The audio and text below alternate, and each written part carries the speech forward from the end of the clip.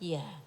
Daya kerjanya bisa cukup konsisten seperti itu sehingga putus-putusnya sinyal hanya sekali-sekali saja. Betul? Ya. Allah maha segala-galanya. Mungkinkah ada sinyal yang terputus daripada Allah? Tidak mungkin. Tidak mungkin, sama sekali tidak mungkin. Allah selalu ada bersamamu. Kita yang terputus kepada Allah. Hajrul Quran, hajar, kita yang terputus kepada Allah. Karena apa? Karena ikatan kita kendor dengan Quran. Karena kita tidak merasa Quran adalah keutamaan. Karena kita ada di bulan Ramadan tapi kita lupa bulan ini menjadi bulan kemuliaan. Sebab ia dipilih Allah sebagai bulan permulaan turunnya Al-Quran. Nabi SAW menjadi pemimpin panglima dari para nabi. Karena Allah menurunkan kepada Nabi SAW Al-Quran. Maka Ramadan, bulan permulaan turunnya Al-Quran, dia menjadi bulan yang penuh kemuliaan. Maka di Ramadan ini kita ingatkan kembali diri kita menjaga dari kesia-siaan terbesar dalam hidup, yakni hajrul Quran. Jangan sampai Quran dibacakan kita tidak menyimak, kita tidak mendengar. Jangan sampai kita ada di majelis-majelis ilmu tapi kita berpikir yang lain, bicara yang lain. Jangan sampai kita tidak mentadabbur, tidak juga paham apa makna ayat ini. Kenapa Allah sampaikan ayat ini kepada kita? Jangan sampai kita belum tahu juga mana yang hak, mana yang batil dari perjalanan hidup kita. Jangan sampai kita membuat keputusan-keputusan hidup disandarkan kepada perasaan atau logika semata. Perasaanku sih, menurut akalku, kata dia. Tapi kita tidak mencari kata Quran. Kita tidak mencari sunnahnya Nabi SAW seperti apa. Ketika peristiwa yang demikian kemudian dikaji oleh alim ulama dan dilihat bagaimana runutannya kepada hadis-hadis Nabi SAW, maka keputusan apa yang kita harus ambil dengan menyandarkan diri kepada Quran dan sunnah-sunnah Nabi SAW. Inilah kaum muslimin, maka disebut sebagai umat yang terbaik, ya, karena dia selalu berfikir dengan panduan Quran. Kalimat-kalimatnya Allah. Alhamdulillah Allah jadikan aku Islam. Alhamdulillah Allah berikan aku Al-Quran.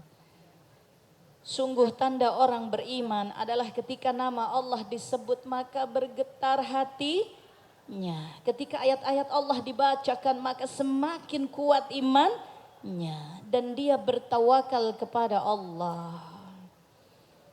Inilah orang-orang yang beriman. Ya ayyuhallazina amanu sta'inu bisabri wassalah innallaha ma'as-sabirin. Wahai orang-orang yang beriman, tegakkanlah salat dan engkau bersabarlah karena sungguh Allah bersama orang-orang yang sabar, ya. Maka jangan sia-siakan Ramadan kita, jangan sia-siakan nikmat hidup yang sudah Allah beri. Kenapa sih aku dihidupkan? Karena Allah menginginkanmu hidup. Jangan masuk kepada hak Allah. Hancur kalau mempertanyakan hak Allah. Itu hak Allah, ya.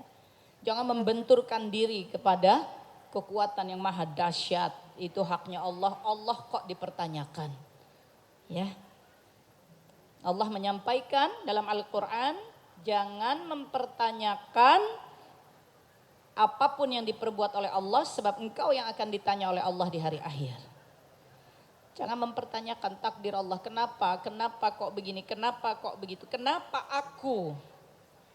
Jangan mempertanyakan perbuatan Allah. Ya, Al-Anbiya ayat 23. Jangan mempertanyakan perbuatan Allah sebab engkau yang akan ditanya oleh Allah nanti.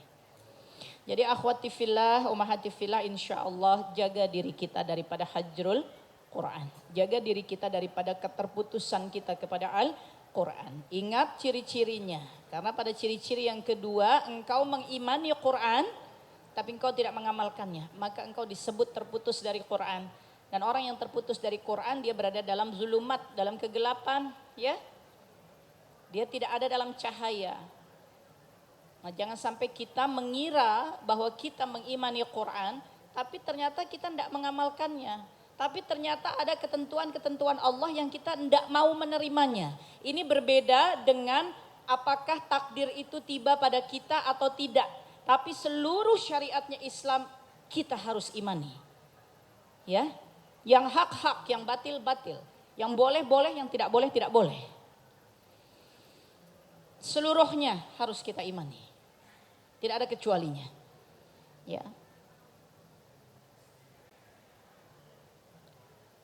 Menutup aurat mesti kita imani, mesti kita jalankan. Ya. Taat kepada suami mesti kita imani, mesti kita jalankan. Ya. Menjalankannya, cari ilmunya. Begitu pula dengan para suami, cari ilmunya, menjadi qawam, menjadi pemimpin dalam Islam, apa yang Allah maknakan. Menjadi seorang pemimpin dalam Islam. Insya Allah nanti bertemu lagi minggu depan ya, dalam Hijrah Fest ya. Insya Allah nanti dalam Hijrah Fest, suami Ana, insya Allah Syekh Reza akan hadir. Beliau akan membawakan tema The State of Men in the End of Time. Jadi bagaimana mendudukkan diri sebagai laki-laki di akhir zaman. Ya. Insya Allah semoga semua hadir lagi ya. Karena ada banyak guru-guru kita juga insya Allah ya. Minggu depan juga akan memberikan ilmunya, Masya Allah, tabarakallah. Baik, demikian waktu yang tersisa hanya tinggal beberapa menit lagi. Karena di sebelah kanan ada waktu, ada timelinenya di situ ya. Jadi insya Allah demikian yang Anda bisa sampaikan. Karena masih ada waktu yang tersisa hanya beberapa menit. Jika ada yang ingin disampaikan atau ditanyakan, kita manfaatkan menit-menit terakhir ini. Namun jika tidak, maka akan segera kita tutup majelisnya. Ada yang mau bertanya? Ada yang mau menyampaikan sesuatu? Oh, Masya Allah, ada banyak sebetulnya ya. Tapi karena waktu hanya tinggal beberapa menit, panitia bisa dibantu ya. Ada 2 mungkin ya, kita batasi. Ada 3 sebetulnya. Kurang terlihat, afwan, karena ada cahaya. Di panitia yang lihat ya. Ini ada cahaya dari belakang. Insya Allah kita manfaatkan sisa waktu, detik-detiknya berjalan terus. Bismillah, semoga Allah ridho ya. Bismillahirrahmanirrahim. Assalamualaikum warahmatullahi wabarakatuh. Waalaikumsalam warahmatullah. Saya dengan Indah dari Tanjung Priuk, Jakarta Utara. Ingin bertanya, saya ini seorang istri, pekerja, pegawai negeri. Kebetulan suami saya menyuruh saya untuk berhenti karena mungkin kalau dalam Islam banyak mudaratnya seperti itu. Tapi kondisi ekonomi kami itu, suami saya posisinya sudah tidak bekerja, walaupun masih ada aset-aset yang bisa dijual seperti itu. Bagaimana solusi yang ini? Karena akhirnya suami bilang saya nggak akan ridho, seperti itu. Subhanallah, ya baik. Terima kasih, Assalamualaikum warahmatullahi wabarakatuh. Waalaikumsalam warahmatullahi wabarakatuh. Subhanallah, waktu kita sempit ya, tapi ini pertanyaannya mesti dijawab dengan dikaji, tidak bisa sekedarnya. Afwan ya, kita manfaatkan waktunya, bismillah. Jadi begini, bagi seorang wanita sebelum dia menikah, maka hak yang tertinggi kepadanya adalah orang tuanya ya, atau walinya. Setelah dia menikah itu suaminya. Jadi tidak lagi apa kata orang tua, apa kata kakak, apa kata adik, tapi paling awal apa kata suaminya. Ya, sandaran hadisnya la ta'ata li makhlukin fi maksiatil halik. Tidak ada taatmu pada manusia yang membolehkan engkau bermaksiat kepada Allah. Jadi ketika suami kita menyampaikan sesuatu dan masih dalam koridor ketaatan kepada Allah, maka engkau harus ikuti. Tapi ketika suamimu menyampaikan sesuatu di luar ketaatan kepada Allah atau tidak sesuai dengan perilaku ketaatan kepada Allah, engkau tidak mesti mengikutinya, tapi engkau melakukan ikhtiar terbaikmu untuk mengingatkan suamimu, sebab ini bagian daripada menegakkan agama Allah. Ya, semuanya dengan kebaikan. Semuanya dilakukan dengan kebaikan, dengan niat baik. Kadang berat, bahkan amat berat. Tapi Nabi Shallallahu Alaihi Wasallam mengingatkan, seberat apa ujianmu, maka seberat itu Allah sedang siapkan ganjarannya untukmu. Ya, nah kalau ini pertanyaannya adalah tentang nafkah, perlu dicatat bahwa dalam Islam laki-laki yang diwajibkan Allah untuk mencari nafkah dan menafkahi. Tidak ada kondisi apapun atas diri seorang laki-laki di mana Allah mencabutnya dari kewajiban itu. Uzur syar'i, pengecualian semisal betul-betul sakit, kondisi yang betul-betul sulit ya, itu akan dikaji, ada kajiannya lagi. Tapi dalam kondisi normalnya tidak ada keadaan apapun pada seorang laki-laki yang membuat Allah mencabut darinya kewajibannya mencari nafkah. Tidak ketika dia sakit, tidak ketika dia tua, tidak ketika dia tidak punya apa-apa. Allah tidak mencabut, dia tetap wajib mencari nafkah dan menafkahi keluarganya. Ya. Maka itulah dalam Islam ketika kita memiliki seorang suami yang secara standar saja dia paham nih perintah Allah kepadanya dan dia jalankan, maka istri diperintahkan taat. Ya, karena memang dia diperintahkan Allah menafkahi, mendidik, melindungi, mengayomi, menyayangi, bersabar, menasehati, memuaskan istrinya. Ya. Dan seorang laki-laki atau suami dia menanggung seluruh keadaan istrinya tanpa kecuali di hari penghisaban. Tapi istri tidak menanggung keadaan suami. Ya.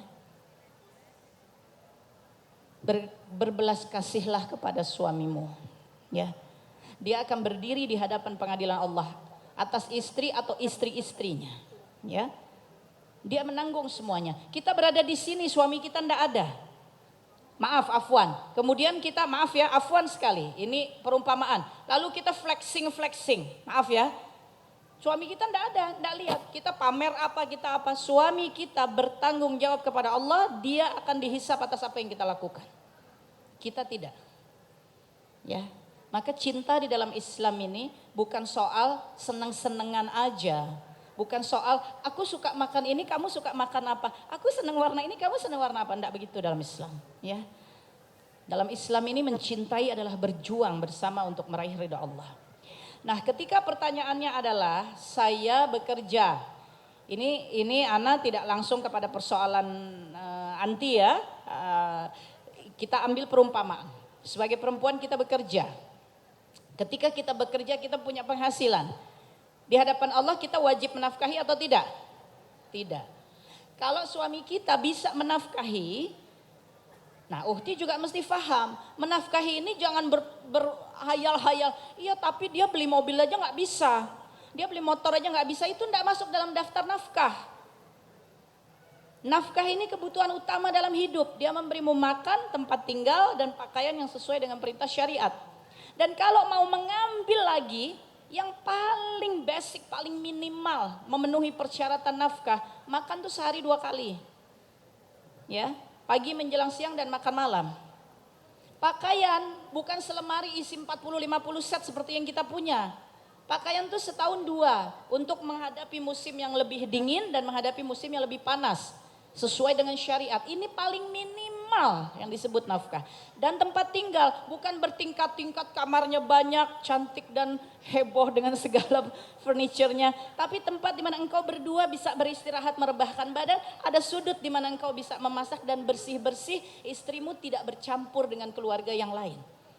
Tidak dengan mertua, tidak dengan ipar. Engkau berikan tempat itu bagi istrimu. Ini yang paling minimal. Tapi suami kita ketika mencari nafkah Allah titipkan rezeki yang banyak kepadanya. Kan baju kita 40-50 ribu set kali di dalam lemari. Ya Allah ya. Kan kita nggak makan sehari 2 kali, enggak. Ya, makan pagi, makan siang, makan malam, cemilan, ngopi-ngopi, cake, baking dan seterusnya. Alhamdulillah. Rumah, Masya Allah, tabarakallah, semoga semuanya yang ada di sini Allah sudah berikan rumah dengan kamar-kamar ya. Bukan hanya sekedar ruang untuk istirahat berdua, di sudutnya bisa membuat makanan dan ada tempat cuci-cuci bersih-bersih. Nggak cuma gitu, insya Allah. Kalaupun begitu, maka suamimu sudah menafkahimu dengan batas yang paling minimal di hadapan Allah. Maka Allah tidak menyusahkan hambanya, ya. Nah, pertanyaannya, kita bekerja, kita merasa punya penghasilan, tapi kita tidak wajib menafkahi. Sementara ridhonya Allah ada pada ridho suami, itu ketetapan Allah yang tidak bisa diganggu gugat. Maka apa yang kau cari? Ketetapan Allah kah yang kau mau jalankan atau perasaanmu? Ketetapan Allah, walaupun kita harus menekan perasaan kita. Maka dalam Al-Baqarah, astagfirullah ayatnya ya, astagfirullah nanti anak cari. Allah menyebutkan dalam salah satu surah di Al-Baqarah bahwa di antara hamba-hamba Allah ada yang mengorbankan perasaannya, hatinya, dirinya demi dapat ridhonya Allah. Maka sungguh Allah Maha Pengasih kepadanya. Ya. Jadi kalau suami kita sudah bilang tidak ridho, lalu dia mengemukakan alasan yang tidak ada mudarat di sana. Dia bilang kamu bekerja tapi tempatmu bekerja, aku lihat makin hari makin kesini banyak mudarat di sana. Engkau bisa tergelincir kepada kemudaratan. Aku khawatir nanti engkau terbawa atau engkau terjebak dan seterusnya. Ini apa yang dia inginkan, tidak ada yang melanggar syariat. Maka apa yang harus dilakukan? Engkau ikuti apa kata suamimu. Tapi kan kita hidup butuh uang. Sementara suami dalam kondisi tidak bekerja. Maka kita cek. Suami dalam kondisi tidak bekerja ini tapi ada enggak minimal penghasilan yang dia bisa dapatkan, ya, entah dari dagang, entah sekali-sekali apapun lah, ada penghasilan yang bisa masuk, ya, dalam batas yang paling minimal dapat dikelola. Maka engkau hidup dengan apa yang suamimu mampu berikan kepadamu dengan izin Allah. Oh, tapi suamiku benar-benar tidak ada sumber penghasilan, kita bisa punya penghasilan dengan menjual aset. Maka atur rencananya, jualah dulu asetnya, dapatkan itu rezekinya dengan komitmen kepada suami, insya Allah dengan uang dari hasil penjualan aset ini masuk, aku akan mundur, kita kelola sebaik-baiknya uang ini untuk berdagang, bismillah, gitu ya. Nah, ini kira-kira jawaban yang Anda bisa sampaikan. Semoga menenangkan hati. Jika ada hal-hal detail di dalam pertanyaan ini yang tidak bisa muncul, maka kita Ana memohon ampun kepada Allah jika jawaban ini kurang tepat, ya, karena ada hal-hal detail yang mungkin tidak bisa muncul sehingga pengkajian secara syar'inya pun belum mencapai kepada kedalaman akibat ketidakpahaman Ana terhadap detail persoalannya. Wallahu a'lam bishawab. Masya Allah. Sekali lagi tepuk tangan untuk Ustazah Khadijah Peggy Melati Sukma. Penjelasannya luar biasa, Masya Allah. Alhamdulillah. Memang kalau aku setuju banget sama Ustazah Khadijah tadi bilang penjelasan-penjelasan yang kita jelaskan ini kalaupun ada salah kita mohon maaf, bener gak? Karena memang yang paling banyak ngomong itu yang paling banyak salah. Kayak profesi, Masya Allah, astagfirullah. Ustazah makasih banyak ya. Kasih pencerahan sama kita. Jazakumullah khairan. Kita sama-sama tutup dengan hamdalah. Alhamdulillahirabbil alamin. Kita mengucapkan doa kafaratul majlis. Ya. Subhanakallahumma wa bihamdika asyhadu an la ilaha illa anta nastaghfiruka wa atubu ilaih. Kita minta kepada Allah kebaikan. Allahumma inna nas'alukal husnal khatimah. Amin. Allahumma inna nas'alukal jannah. Amin. Allahumma ajirni minan nar. Amin. Allahumma ya muqallibal qulub tsabit qalbi ala dinik. Amin. Allahumma rzuqni taubatan nasuha qablal maut. Rabbana atina fid dunya hasanah wa fil akhirati hasanah wa qina azabannar. Ampuni kami ya Allah, matikan kami dalam husnul khatimah. Jadikan kami ahlul jannah, selamatkan kami di hari penghisaban. Jadikanlah kewafatan kami berada dalam keadaan taubatan nasuha. Jadikanlah hidup kami istiqomah di atas agamamu. Jauhkanlah kami dari api neraka, berikanlah kami kebaikan dunia dan akhirat. Jagalah anak-anak kami, ahli-ahli keluarga kami ya Allah. Menangkanlah kaum muslimin ya Allah. Menangkanlah kaum muslimin ya Allah. Menangkanlah saudara-saudara kami di Palestina ya Allah. Menangkanlah saudara-saudara kami di seluruh muka bumi ini ya Allah. Allahumma ansurna mujahidina wal ikhwanina wal akhwatina fi Palestina, fi Gaza, fi Al-Quds, fi Dafa Gharbia, fi Syam, fi Afghanistan, fi Indonesia, fi Zilandi, fi Amerika, fi kulli makan. Ya Allah, ridholah kepada kami ya Allah, ridholah kepada seluruh anak keturunan kami. Ridholah kepada iman dan dan takwa kami, ridholah kepada perjuangan kami ya Allah. Ampunilah kami ya Allah, terimalah ibadah kami ya Allah. Amin amin ya rabbal alamin ya Allah. Masya Allah, ibadah Barakallahu fikum, hayakumullah. Wassalamualaikum warahmatullahi wabarakatuh.